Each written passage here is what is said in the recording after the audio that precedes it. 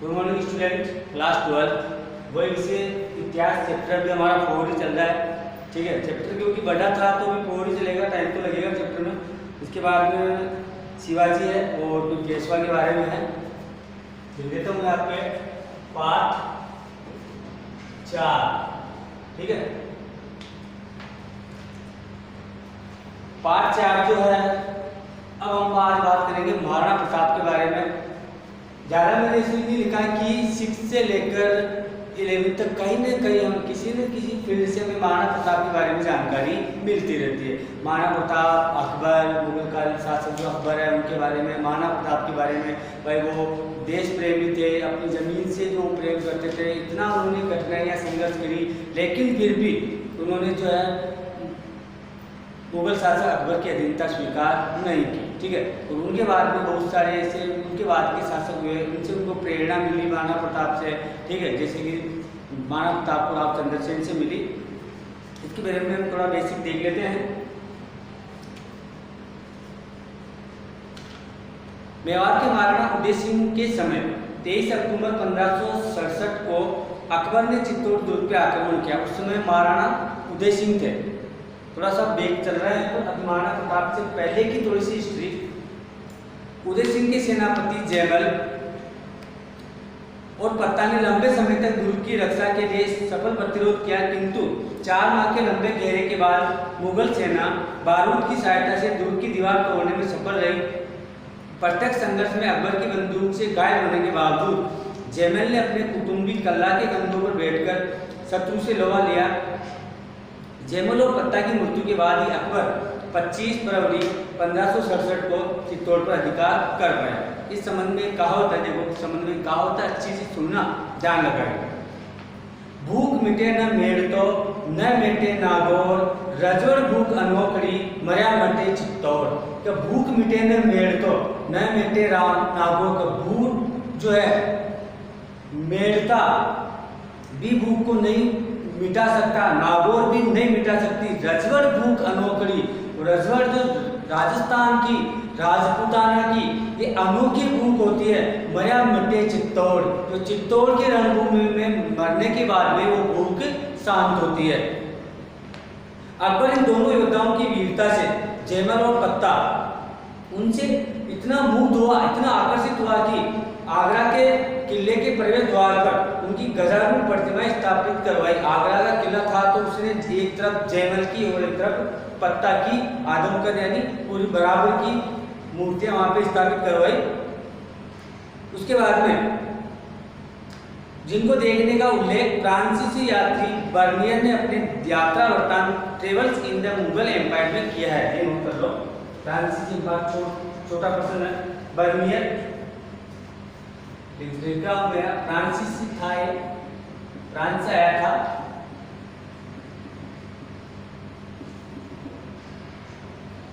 Travels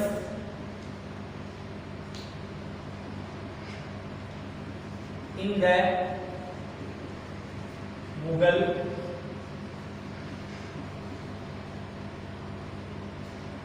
empire, ये note करो। Bernier Francis से आया था, फ्रांसीसी। इसने लिखी travels in the Mughal empire यानी मुगल साम्राज्य की यात्रा। हिंदी में बताया आपको, लिखनी इंग्लिश में ही है, आप हिंदी में मत लिख देना, लिखना ये बर्नियर की रचनाओं का नाम लिखिए travels in the Mughal empire लिखी होगी। या travels in the Mughal empire के रचयिता कौन था? बर्नियर, जो कहां से आया था? फ्रांस से। ठीक है, अब हम बात कर लेते हैं प्रारंभिक जीवन में राजा महाराणा प्रताप, इनका जन्म कब हुआ, कहाँ हुआ, इनकी माता का नाम, इनके बारे में थोड़ा प्रारंभिक जीवन के हमारे हमको इसके बारे में पता होना चाहिए। नोट कर लेते हैं।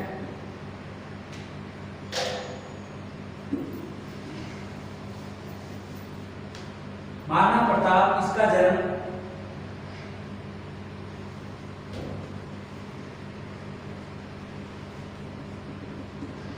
1540 ईस्वी, 1540 ईस्वी में इनका जन्म हुआ था।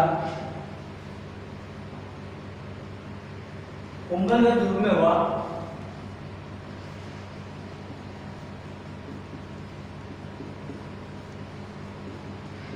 ठीक है, पिता महाराणा उदय सिंह,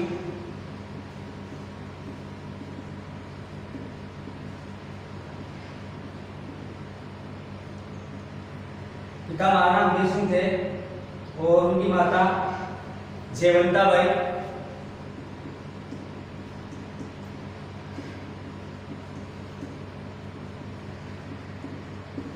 जिन्हें कई कई जयवंती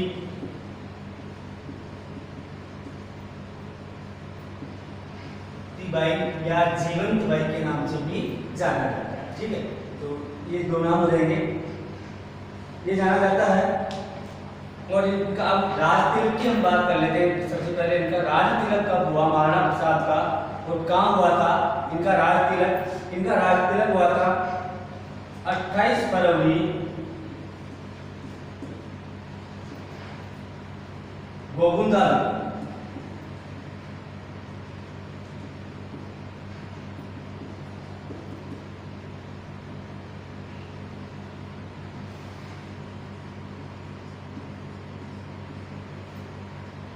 ये महाराणा प्रताप के बारे में कुछ जानकारी है, यहाँ पे नोट करिए या नोट कर लीजिए। महाराणा प्रताप जन्म हुआ 9 मई 1540 ईस्वी कुंभलगढ़ दुर्ग में इनका जन्म हुआ। इनके पिता श्री महाराणा उदय सिंह जो कि उदयपुर के शासक थे, लेकिन तब वो उदयपुर जो है मुगल शासक अकबर के अधीन में आ गया था और यहाँ से उनको कुंभलगढ़ निर्वासित होना पड़ा। और कुंभलगढ़ दुर्ग अभी भी देखने में बहुत विशाल है, बहुत बड़ा है। माता का नाम जयवंता बाई था, जयवंती बाई थी। इनका राज तिलक हुआ 28 फरवरी गोगुंदा में इनका राज तिलक हुआ। ठीक है, तो इनके बारे में सामान्य जानकारी है, ये आप नोट कर लो एक बार। महाराणा प्रताप के बारे में सामान्य बेसिक जानकारी जो में होनी चाहिए। ठीक है, अब इसकी मैं बात कर लेते हैं महाराणा प्रताप के बारे में। महाराणा प्रताप का जन्म विक्रम संवत 1597 ज्येष्ठ शुक्ल तृतीय 9 मई 1540 को कुंभलगढ़ दुर्ग में हुआ, लिखा हुआ है। वे मेवाड़ के महाराणा उदय सिंह के ज्येष्ठ पुत्र थे तथा उनकी माता का नाम जयवंता बाई था। किंतु उदय सिंह की एक अन्य रानी थी उदय सिंह की, जिसका नाम था धीर कंवर। उदय सिंह, इसकी एक रानी थी धीर कंवर।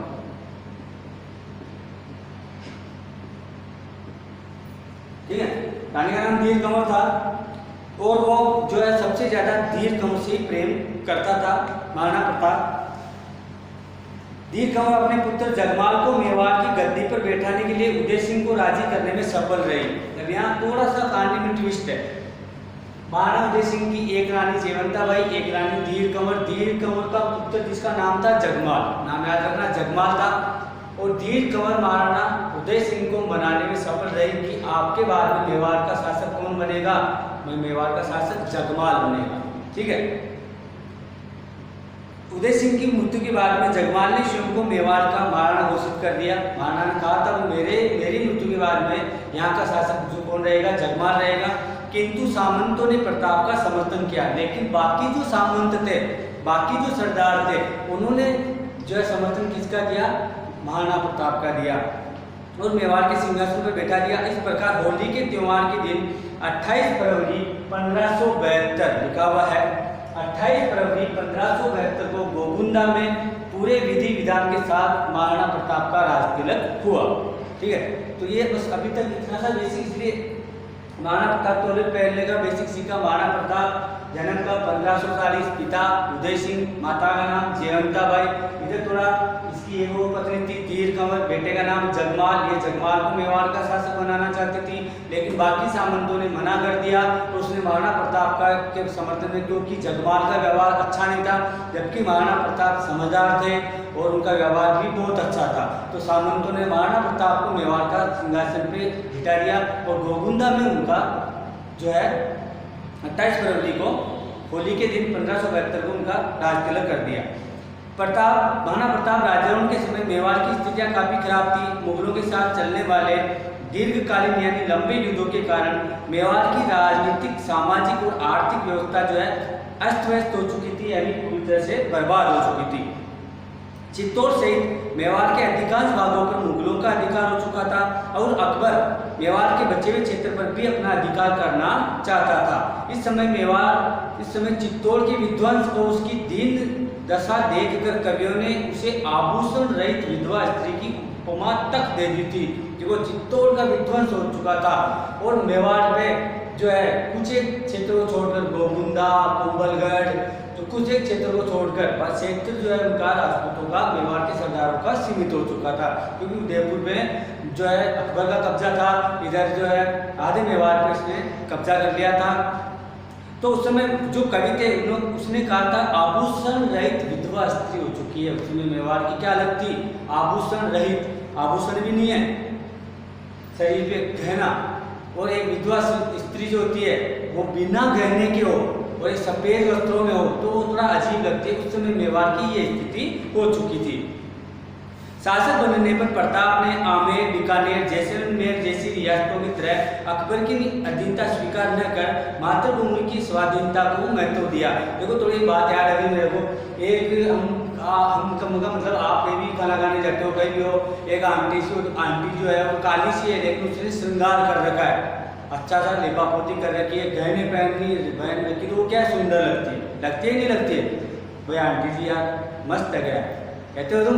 और एक अगर मान लो सुंदरता वहाँ खत्म हो जाती है जहाँ जो है वस्त्र भी उसके सफ़ेद हो और गहने भी नहीं हो, तो वहाँ तो फिर थोड़ा सा ये लगता है हाँ ठीक है यार। तो वैसी हालत उस समय मेवाड़ की थी, क्योंकि पढ़ाते पढ़ाते मुझे याद आ गई। मैंने कहा ये जो है छोटा सा चुटकुला बच्चों को बीच बीच में बताना चाहिए, ताकि तुम मुझे देखते हुए या ये बोर्ड की जो तुम्हारी नज़र में जो भी है, ये मेरे पीछे लिखा हुआ है, ये इधर जो भी आप समझते हैं, तो बोर नहीं होना चाहिए, ठीक है।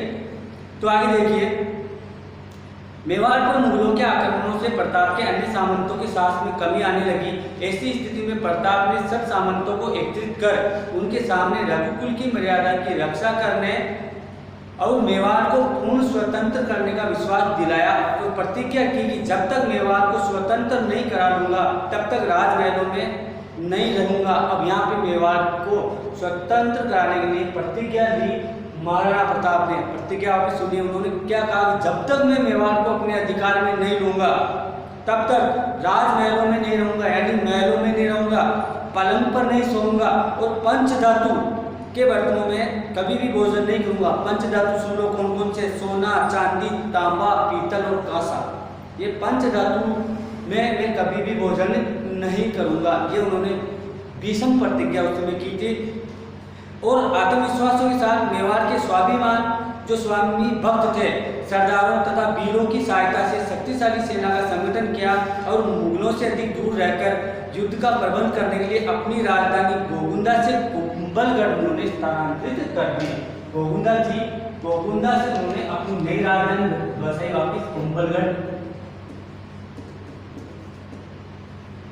ये इनकी नई राजधानी, ठीक है, कुंभलगढ़ उन्होंने स्थापित की।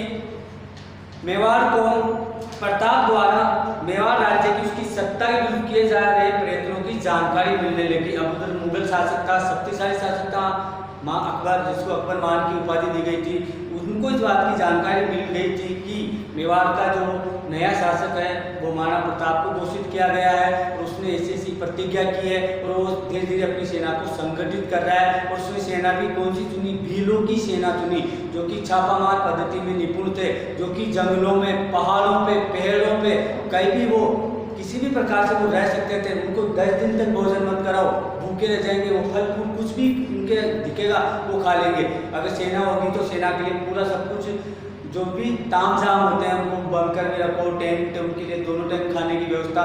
भील बेचारे ऐसे थे, वो ताकतवर, निपुण, मजबूत, भागने में भी बिल्कुल, जंगलों में भाग के कब गायब हो जाते हैं। अभी भी भील ऐसे होते हैं, कभी आपको देखने का मौका मिले तो अवश्य देखिएगा। उन्होंने वो सेना चुनी, उनको संगठित किया और उनको उनके ऊपर विश्वास जताया, भरोसा जताया कि मैं इनकी सेना बनाऊंगा। और बाकी उसके साथ सामंत जो थे, इनके छोटी छोटी सेना थी, वो तो थी, ठीक है। तो उसके बाद में अकबर ने पहल करते हुए प्रताप के राजारोहण के वर्ष से ही उसे अधीनता स्वीकार करने के लिए एक के बाद एक 4 दूत भेजे। महाराणा प्रताप के सिंहासन पर बैठने के बाद 6 माह तक सितंबर 1572 में अकबर ने अत्यंत चतुर व वाकपटु दरबारी जलाल खां कोची के साथ संधि प्रस्ताव भेजा। अगले वर्ष अकबर ने प्रताप को अपने अधीन में करने के लिए 3 अन्य दरबारी मान सिंह, भगवंत दास और टोडरमल जैसे को भेजे, किंतु प्रताप किसी भी कीमत पर जो है वहां पर अधीनता स्वीकार करने के लिए तैयार नहीं हुआ। इसे नोट कर लो। महाराणा प्रताप के लिए वह अधीनता स्वीकार कर लो। अकबर ने अपने 4 दूत भेजे। सबसे पहले भेजे उन्होंने जलाल खां, जो कि वाकपटु था, बोलने में बहुत ज्यादा। दूसरे नंबर पे मान सिंह,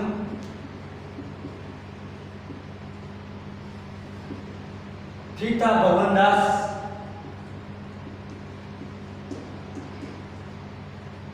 और उसके बाद में टोडरमल। ये थे, ये भी सेनापति था। भगवंत दास सामंत, टोडरमल जो है अकबर का वित्त मंत्री था, जाति से जैन था तो वित्त मंत्री था। और जलाल खां जो था ये इनका सेनापति था, दरबारी था। उसमें दरबारी जो थे धनी दरबारी उन्हें माने जाते थे, धनी दरबारी था। ठीक है, ये पहले नोट करने से पहले देख लेते हैं एक बार। ठीक है, तो 4 को भेजा। जलाल खां को जो कि दरबारी था, बोलने में निपुण था। उसके बाद में मान सिंह को जो कि सेनापति था, जयपुर का था। फिर भगवंत दास सामंत था, टोडरमल। ये जीके में भी आता है क्वेश्चन। फिर अकबर ने महाराणा प्रताप को समझाने के लिए या संधि प्रस्ताव रखने के लिए किन किन को भेजा था, तो ये जय वा बैठो, ठीक। लेकिन वहां अगर इसे तो जय माँ घटो, जय माँ घटो। अब जीके का क्वेश्चन है तो ये होगा जमाल घटो, बीच में जय माँ ले, तो इसे तुम्हें जोड़ना है, तुम्हें याद रखना। तो जमाल घटो वो होता है, जमाल घटो होता है जय माँ, ये लेते इसे जोड़ना है। गए तो जमाल घोटो एक औषधि आती है जिसके पेट में कभी कब्जी हो जाती है तो उसे जमाल घोटो दिया जाता है ताकि उसकी जो है पेट उसका सही हो जाता है। तो जीके में क्वेश्चन आता है IAS लेवल तक। तो हम जब पहले इसे याद करते थे, कितने को भेजा था, जमाल घोटो। जय जलाल खां, माँ मान सिंह, लय को हटा दो, वह भगवंत दास, टोडरमल। ठीक है, अब आगे हम बात करेंगे नेक्स्ट वीडियो में हल्दी घाटी के बारे में, जो कि बहुत ही थोड़ा इंटरेस्टिंग है हमारे लिए, सबके लिए, आपके लिए। इस वीडियो में यहाँ तक काफी महाराणा प्रताप, उनका जन्म, उनकी मृत्यु, माता पिताओं के नाम और उसका राज्याभिषेक कहाँ पे उन्होंने राजधानी कहाँ चेंज की। और अकबर को सूचना मिली कि महाराणा प्रताप ने वीरों को संगठित करके वो सेना बना रहा है, तो उसने जमाल घोटा भेजा कि उसके पेट का दर्द दूर हो जाए। लेकिन उन्होंने पेट दर्द को स्वीकार कर लिया, यानी ये मजाक कर रहा था, ज़्यादा सीरियस मत होना। जलाल खां को भेजा, उसके बाद में मान सिंह को, भगवंत दास को, फिर टोडरमल। तब तक के लिए धन्यवाद। पढ़ते रहे, मुस्कुराते रहे। Good bye.